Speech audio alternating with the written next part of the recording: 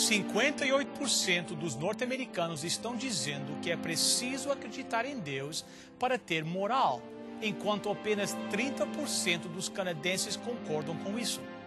Se, por um lado, 45% dos americanos dizem que vão à igreja todas as semanas, apenas 20% dos canadenses podem dizer o mesmo, embora fossem 85% nos anos 50.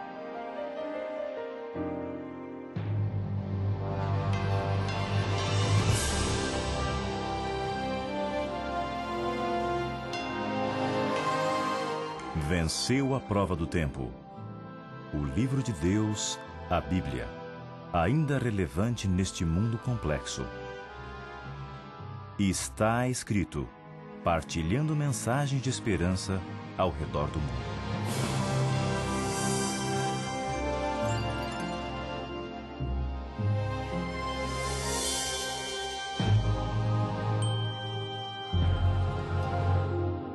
Num programa anterior, mencionei que o grande filósofo francês Voltaire chegou à conclusão de que a maior parte da Bíblia era composta de fábulas e falsidades. Os milagres eram miragens e o cristianismo como um todo era essencialmente um engano. No entanto, talvez numa manifestação de cinismo, ele ficava feliz de perceber que algumas regras judaico-cristãs serviam como limites para as pessoas, como um muro invisível. No livro A História da Filosofia, Will Durant o cita: se há um Hamlet, para ser bom é preciso ter uma religião. Um de seus personagens fictícios concorda: quero o meu advogado, meu alfaiate e minha mulher acreditem em Deus. Desta forma, serei menos roubado e menos enganado. A despeito de muitas contradições e erros que Voltaire percebeu na religião organizada, ele, às vezes, considerou como uma cerca útil. Num artigo intitulado Deus, ele escreveu o seguinte: você diz que a crença em Deus tem afastado alguns homens do crime, isto é suficiente para mim. Se esta crença prevenir 10 assassinatos, que seja 10 calúnias ou difamações, acho que todo mundo deveria abraçá-la. Alguém observou o horizonte moral da raça humana e tirou a seguinte conclusão: diz-se que para os gregos e romanos antigos, todas as religiões eram igualmente verdadeiras para as massas, igualmente falsas para os filósofos e igualmente úteis para os políticos. Mas o homem que rejeitou o sistema completamente de A a Z foi o filósofo alemão e ateu Friedrich Nietzsche. Ele queria se livrar de todas as crenças. Em nosso último estudo, tomamos emprestados algumas ótimas frases do livro de Ravi Zacharias, Uma Visão Despadeçada, a Face Real do Ateísmo. Eis o que ele escreveu sobre Nietzsche. Com tantos ataques ofensivos direcionados às crenças religiosas, vindo de tantas direções, alguém tinha que livrar-se desta criatura chamada teísmo, exorcizando o mundo de tal influência. E veja que interessante. Nietzsche deu um golpe tão devastador no pensamento teísta que a palavra ortodoxo assumiu um novo conceito.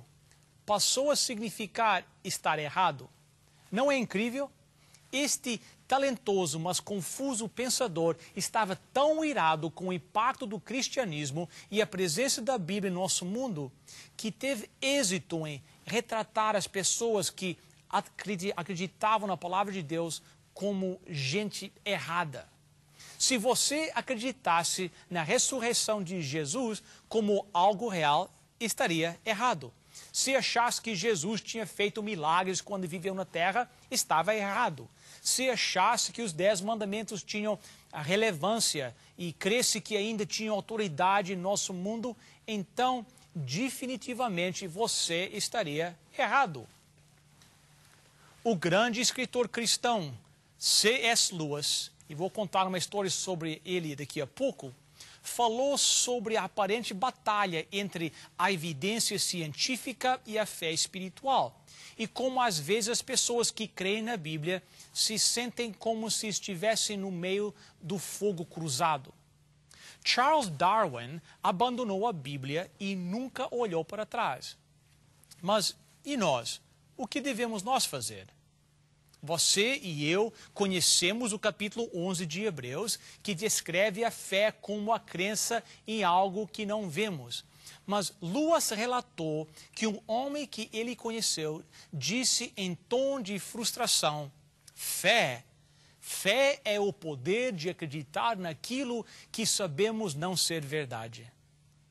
Em seu livro Como Viveremos Agora, Chuck Colson, um ex-preso por envolvimento no escândalo de Watergate, e Nancy Pearcey escreveram sobre um mundo onde o pensamento evolucionista e ateu são a regra. E aqueles que acreditam na Bíblia são olhados como gente que presta lealdade cega a falácias comprovadas. Eis uma de suas observações. Enquanto o darwinismo reinar em nossas escolas e na cultura elitizada, a visão do mundo cristão será considerado como a louca do sótão, irracional e desacreditada. E assim, através dos séculos, o ateísmo tem atraído as mentes e corações daqueles que se acham que a raça humana é capaz de encontrar em si mesmo o bem e construir seus próprios limites à beira do perigoso precipício. O autor Ravi Zacharias parte do ponto em que um irado Nietzsche declara que Deus morreu e que não há um governo cósmico celestial. O homem saiu, escreve ele, para encontrar seu próprio caminho e iluminar as lamparinas que desejar. Assustador? 75 anos mais tarde, a revista Time trouxe a seguinte manchete de capa: Deus morreu. Uma década mais tarde, a revista veio com a segunda parte: Marx morreu. Isso levou um universitário a declarar em tom de brincadeira: Deus morreu, Marx morreu, e eu também não estou me sentindo muito bem. Mas, amigo, será que é possível ao ateísmo nos guiar a um tipo de bondade secular? Neste momento, você pode ser uma pessoa que acredita nisso.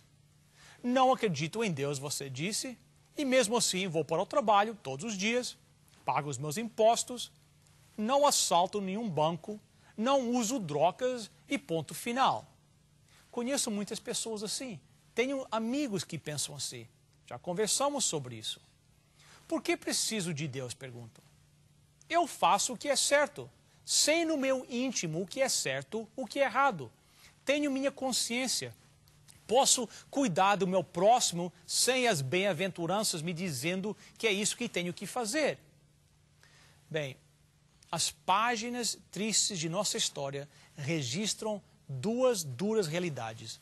O povo de Deus, os homens, as mulheres da igreja, têm falhado constantemente em viver pela fé, transformando o mundo num lugar melhor. Não há dúvidas quanto a isso. A segunda realidade é a seguinte: as estruturas morais construídas sem a lei de Deus e fora do seu reino nunca duram. Sempre se desintegram em meio à tirania, horror e perseguição. Isto ocorreu essencialmente em todos os casos. O filósofo francês Bernard Henry Lévy era um marxista e mais tarde encontrou sua fé. Ele sabiamente declara: aplique o marxismo a qualquer país que quiser e você sempre encontrará um gulag no final. Através dos anos, ateus e políticos seculares têm dito: as regras são apenas um resumo sociológico, uma declaração daquilo que funciona. As leis são boas se funcionam. Se as estatísticas mostram que não, então nós fazemos emendas. Nós as alteramos. Começamos novamente. Mas a raça humana deveria ser governada sobre a seguinte base: é impossível alcançar sucesso coletivamente? Algumas décadas atrás, o presidente dos Estados Unidos era um devoto. Calvin Coolidge, escrevem Chuck Colson e Nancy Pearcey, acreditava firmemente que as leis de uma nação deveriam ser baseadas numa ordem moral transcendente, com base na lei divina. Do outro lado estava Oliver Wendell Holmes, que foi desde herói da Guerra Civil até juiz da Corte Suprema norte-americana durante 30 anos. Os mesmos autores resumem sua visão oposta. O influente teórico jurídico Oliver Wendell Holmes, um darwinista convicto, ensinava que as leis são uma mera codificação de regras políticas que sejam vantajosas do ponto de vista social e econômico. A lei é reduzida a uma habilidade gerencial a serviço da engenharia social. Esta é a visão dominante nas profissões jurídicas hoje. Amigo, permita-me ser bem claro a respeito de algo. A palavra de Deus nos diz: dai a César o que é de César e a Deus o que é de Deus. Eu com certeza acredito na separação da igreja e do Estado. Os cristãos não têm o direito de forçar seu próximo a praticar suas crenças ou sua fé religiosa. Porém, ao mesmo tempo, um mundo no qual o fundamento moral da palavra de Deus é erradicado está alicerçado em duas coisas: a vontade coletiva de uma sociedade que passa por constantes mudanças e o surgimento de tiranos que impõem a todos sua própria vontade. Ravi Zacharias resume as opiniões de Nietzsche. O homem precisa levantar-se e tomar controle das coisas, ou seja, uma teologia de super-homem. E quem fez isso? 3 políticos que leram os livros de Nietzsche e concordavam com as suas ideias foram Mussolini, Stalin e um alemão chamado Adolf Hitler. William Shirer, o autor do livro Ascensão e a Queda do Terceiro Reich, escreve: Hitler muitas vezes visitou o museu de Nietzsche em Weimar e tornou pública sua veneração pelo filósofo ao posar para fotos, olhando com admiração para o busto do grande homem. Bem, amigo, mais de meio século mais tarde, podemos achar que estamos livres daquelas assustadoras, daqueles soldados marchando com suas botas pretas, ou ainda da swastika do uniforme de um homem forte que substituiu a Bíblia por uma fileira de soldados. Mas, como sintetiza Ravi Zacharias, e a Bíblia diz exatamente a mesma coisa, todos nós rendemos fidelidade a alguma coisa. Ele escreve: se Deus morreu, alguém vai ter que tomar o seu lugar. Ou a megalomania, erotização, uma busca de poder, ou por busca de prazer, o punho cerrado, ou o falo, Hitler ou Hugh Hefner. Ele conclui: o super-homem solucionava seus problemas livrando-se daquilo que considerava inferior.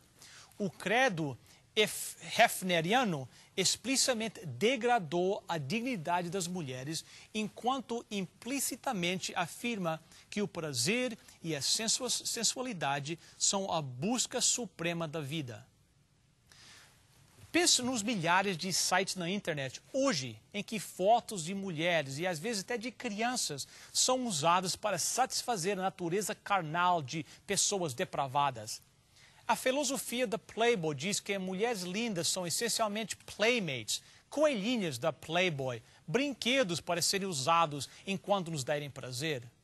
No centro de Bangkok, na infame rua Patpong, uma fileira de boates e bares oferece uma enorme variedade de meninas, muitas delas arrancadas de vilarejos distantes, onde seus pais recebem em troca de $50 de um gigolô ganancioso.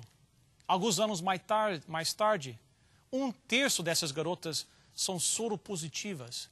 E o que faz o gigolô? Vai buscar mais garotas. E quem vai dizer que isso é errado? Será que é errado se turistas alemães, americanos estão felizes e eles estão ganhando a vida? Bem, amigo, vamos voltar ao nosso caso. Você e eu. Eu repito, talvez você tenha dúvidas sobre Deus e a Bíblia. Você vive numa cidade onde há leis regendo o funcionamento das coisas, e sua própria vontade de ferro o torna bom, e a sua vida está de acordo com a lei em tudo que concerne aos seus semelhantes. Por que então você precisaria de Deus? Um jovem intelectual chamado Jack Lewis pensava exatamente assim. Sua mãe tinha morrido quando ele era jovem. Ele foi criado num lar onde a religião era uma ferramenta disfuncional que lhe era imposta goela abaixo. Não demorou muito para que ele decidisse que seria ateu e protegeu essa decisão com muito cuidado. Ele era aparentemente moral e sentia-se inteligente suficiente para construir seu próprio padrão daquilo que era certo ou errado, bom ou ruim. Quem precisa de Deus para isso? Tudo o que ele queria era ser deixado em paz e ser feliz. Ele era um leitor voraz e começou a pesquisar algo que denominou alegria. Aquela explosão interna de felicidade pura que diz, é isso, eu fui feito para isso, é perfeito e é meu. Ele procurava e lia e debatia com amigos, mas a alegria simplesmente não era encontrada. A busca não estava levando a nada. A vida parecia uma rotina monótona, pontuada por desapontamentos e decepções. Foi então que duas coisas aconteceram.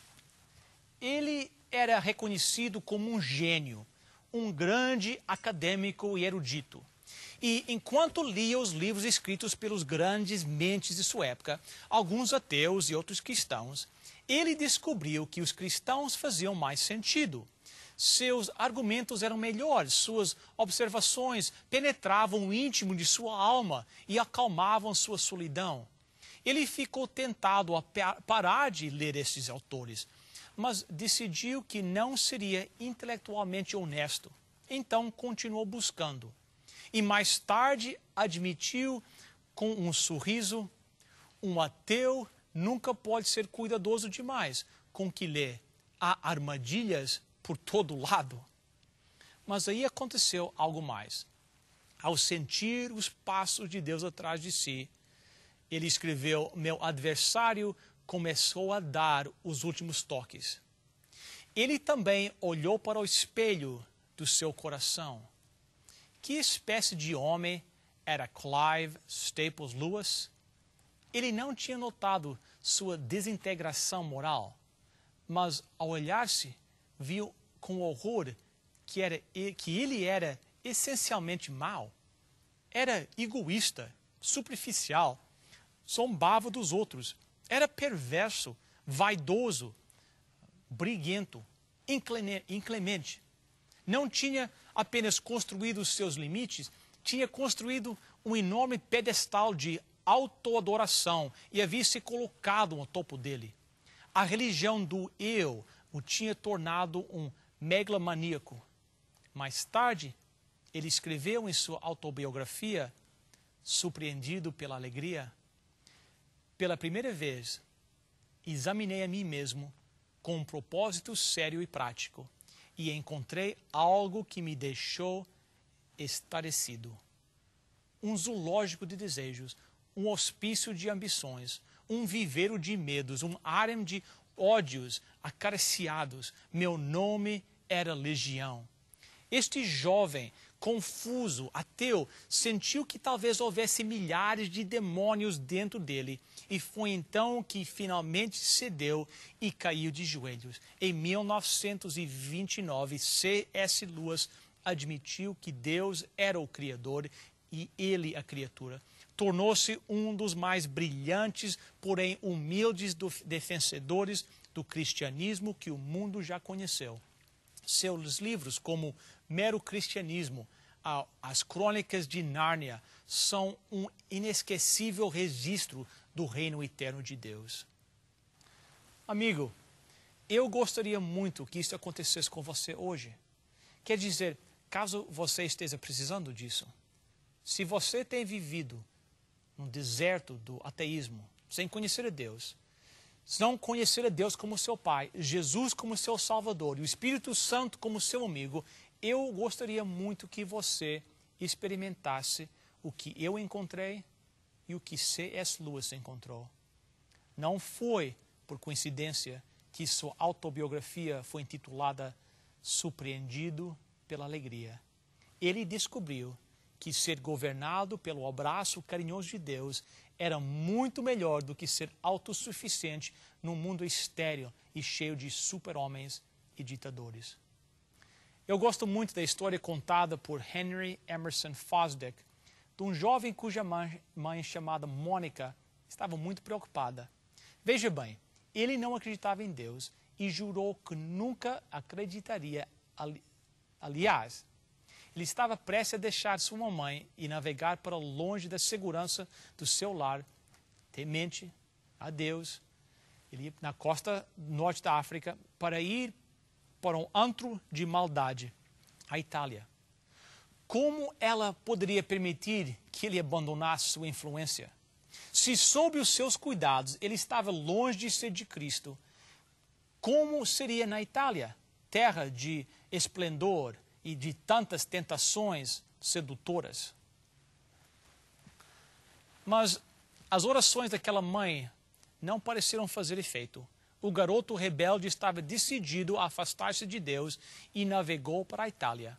Enquanto estava lá, conheceu um cristão devoto chamado Ambrósio.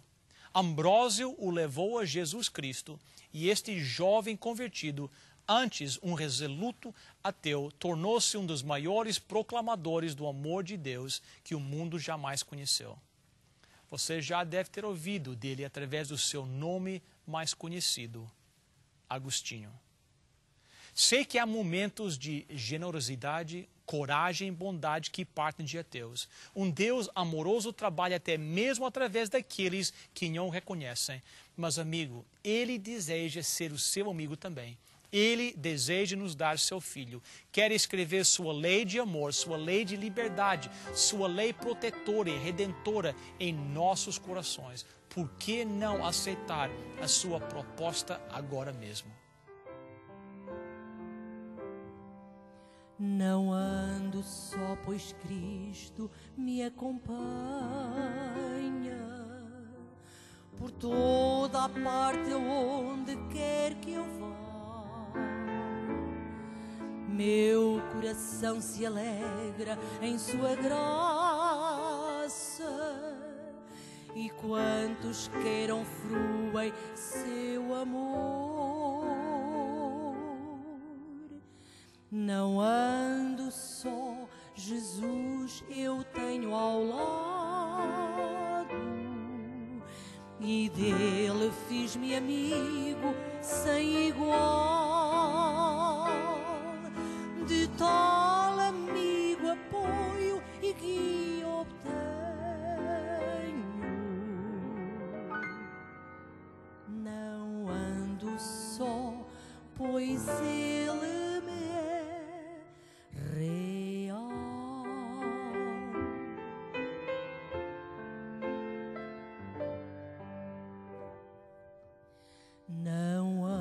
só em meio à tempestade. Os ventos da aflição a me açoitar. Seguro estou, pois sempre estamos juntos. Seguro estou no mais irado mar. Não ando só, Jesus eu tenho ao lado, e dele fiz-me amigo sem igual, de tal amigo apoio e que obtenho. Não ando só, pois ele me é real, de tal amigo apoio e que obtenho.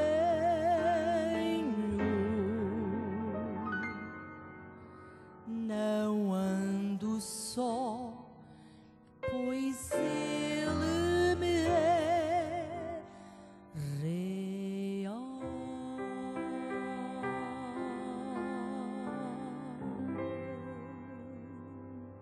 Oremos. Querido Deus, nós te agradecemos as bênçãos que o Senhor derrama sobre cada um de nós. Esteja perto de cada telespectador nesta hora, nós te pedimos, em nome de Jesus. Amém.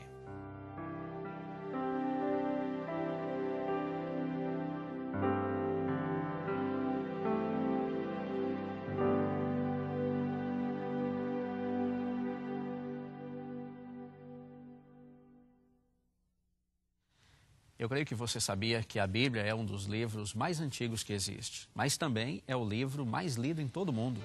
Até hoje, milhões de Bíblias são publicadas todos os anos e também é o livro que é mais distribuído. Mas muitas pessoas ainda hoje dizem, eu não consigo estudar a Bíblia, eu não consigo conhecer ou entender o que a Bíblia está dizendo. Mas temos uma solução, que eu creio que vai lhe ajudar, porque foi a mesma solução que eu usei para compreender a palavra de Deus, a Bíblia Sagrada. Um curso bíblico. A Bíblia ensina de uma maneira fácil, numa linguagem simples, passando de tópico a tópico, você poderá estudar a Bíblia e poderá compreender o que a palavra de Deus diz. Há 26 anos atrás, eu tive a oportunidade de estudar a Bíblia dessa maneira. E isso mudou a minha vida para sempre. Eu tenho certeza que vai acontecer o mesmo com você. Apenas ligue, nos chame no número que está aparecendo aqui agora. E nós teremos o maior prazer de enviar este curso para a sua casa.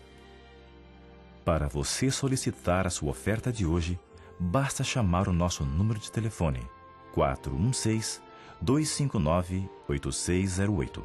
Chame agora mesmo 416-259-8608. Se você preferir, poderá também escrever para Está Escrito, Box 2010, Oshawa, Ontário, L1H 7V4. Eu agradeço vocês terem passado esta meia hora conosco hoje. Vamos marcar um encontro na próxima semana, mesmo horário, mesmo canal. Até lá, lembre-se, está escrito, nem só de pão viverá o homem, mas de toda a palavra que procede da boca de Deus.